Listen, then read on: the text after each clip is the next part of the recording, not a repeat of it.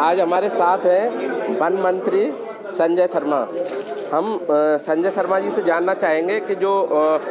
रामगढ़ उपचुनाव को लेकर जो सरगर्मी चल रही है, जो तेजी आई है चुनाव में, उसको लेकर कहाँ भाजपा स्टैंड कर रही है? देखिए, भारतीय जनता पार्टी के शीर्ष नेतृत्व ने आदरणीय सुखवंत सिंह जी पर विश्वास व्यक्त करते हुए उनको भारतीय जनता पार्टी का टिकट दिया और मुझे बताते हुए खुशी है कि मांगने वाले लगभग 20-22 कार्यकर्ता थे, उसमें 2 प्रमुख थे। जय आहूजा जी प्रबल दावेदार थे, लेकिन एक सच्चे कार्यकर्ता की तरह इन्होंने आगे बढ़ कर के सुखवंत जी को समर्थन दिया और आगे बढ़ कर के ये कहा कि मैं सारथी बन करके, जिस प्रकार से महाभारत के युद्ध में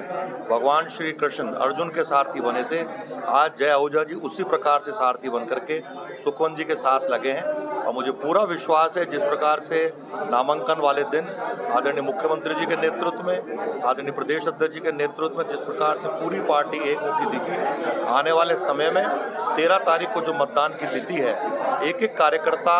रामगढ़ के आमजन, आम मतदाता भाई बहनों से संपर्क करके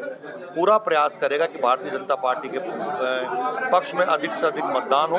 और मुझे पूरा विश्वास है कि 23 नवंबर को जब परिणाम आएंगे, सुखवंत सिंह जी एक कमल के फूल के रूप में राजस्थान विधानसभा में पहुंचेंगे। नहीं, भाजपा यहाँ से 2 बार चुनाव हारी है, तो इस बार क्या बदलाव आएगा जो भाजपा जीत की ओर अग्रसर होगी? देखिए, पिछले 10 महीने में आदरणीय मुख्यमंत्री भजन लाल जी के नेतृत्व में जो राजस्थान में सरकार चल रही है और जो विकास के काम बजट के दौरान माननीय मुख्यमंत्री जी के द्वारा घोषित किए गए, उप मुख्यमंत्री जी द्वारा घोषित किए गए, अधिकांशतः प्राय ये देखा जाता था कि पहले कांग्रेस की सरकार जो बजट घोषित करती थी, 5 साल सरकार निकल जाता था, लेकिन बजट की घोषणाओं पर अमली जामा नहीं पहनाया जाता था। ये पहली बार हो रहा है कि मुख्यमंत्री जी खुद उसकी मॉनिटरिंग कर रहे हैं। यदि मैं अलवर शहर की बात करूं, अलवर शहर में 5-6 ऐसे बड़े प्रोजेक्ट्स आए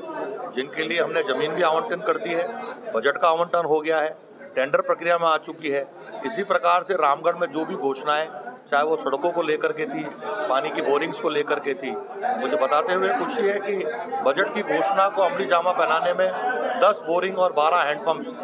राज्य सरकार द्वारा इसमें दिया गया है। 5 करोड़ की सड़कें का जो प्रपोजल माननीय मुख्यमंत्री जी द्वारा सौगात के रूप में दी गई थी, उस पर दिया कुमारी जी जो हमारी राजस्थान की माननीय उप मुख्यमंत्री भी हैं और पीडब्ल्यूडी मंत्री भी हैं, उन्होंने